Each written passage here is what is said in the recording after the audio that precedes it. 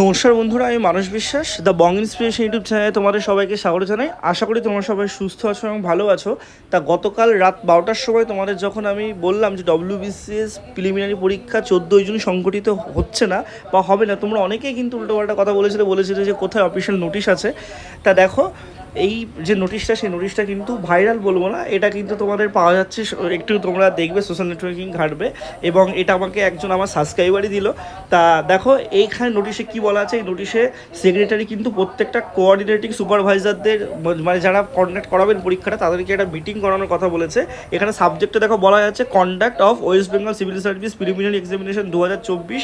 আর এখানে দেখো বলা আছে যে sir madam in cancellation of letter number 50 PSC dated 26/5/2026 and compiled with the commission decision with virtual briefing meeting earlier scheduled for 29 May 2026 has been rescheduled to be held on 02/06/2026 at 1 PM। অর্থাৎ তোমাদের WBCS পরীক্ষা যে ক্যান্সেলেশনের ব্যাপারটা, সেটা নিয়ে একটা virtual মিটিংয়ের কথা মানে বলা হয়েছিল আগে 26 তারিখে, এবং সেটা বলা হয়েছিল যে 29 তারিখে মিটিংটা হবে।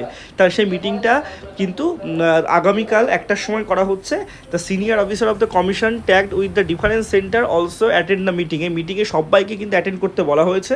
এবং এখানে দেখো বলে দিয়েছে এটাও যে you are accordingly requesting to attend virtual meeting হবে। তা তোমাদের আমি বলেছিলাম যে ক্যান্সেলেশনের কথা কিন্তু হচ্ছে এবং ক্যান্সেলেশন হওয়ার জায়গাতে কিন্তু আছে।